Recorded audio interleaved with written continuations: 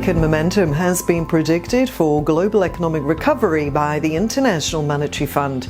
Now let's take a look at this. I'm Rachel Jones and you're watching kalkinemedia.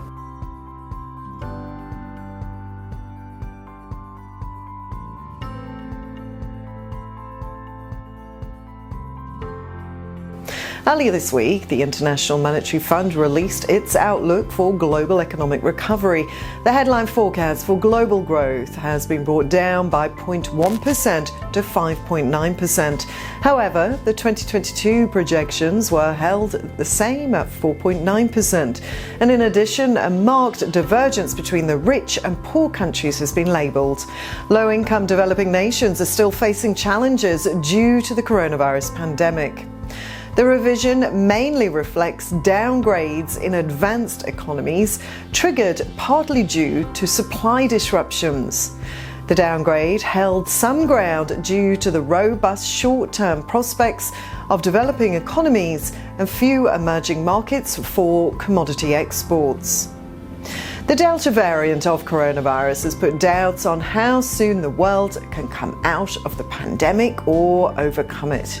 The challenges across economies are multidimensional, ranging across factors such as suppressed growth in employment, increasing inflation, food insecurity, adversities in human capital accumulation, and also climate change.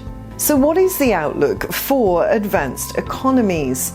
Well, triggered mainly by the significant policy support expected in the United States to increase potential, the forecast is one exceeding the projections in the pre-pandemic medium-term period.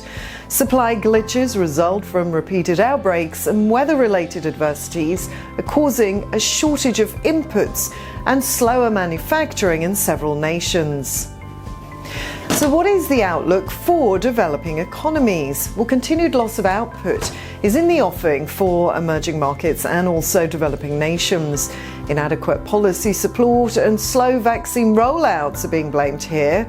The inadequacy is a result of tighter financial positions and a larger risk of de-anchoring inflation expectations.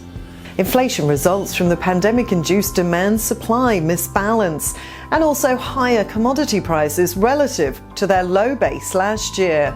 Now, while some pressures are expected to subside in 2022, some economies may still live with the problem due to increased food prices, the impact of increased oil prices, and exchange rate depreciation, making imports costlier. So what can be done at a national level? Well, on the fiscal policy front, there must be higher spending on healthcare. Stimulus packages could be more targeted towards the worst affected. There should be significant investment in long-term structural goals. Debt sustainability too should be pursued. And on the monetary policy front, central banks need not necessarily give transitionary inflationary pressures too much attention. Also, tightening may be avoided without further clarity on the underlying price dynamics. Policymakers must be ready to act quickly. Any sign of stability and certainty will only kick in once the vaccination problem is managed and no further mutations of the virus happen. Now, if you like this information, you can press the bell icon for notifications for our latest videos. Also, don't forget to subscribe to the channel. I'm Rachel Jones, signing off for kalkinemedia.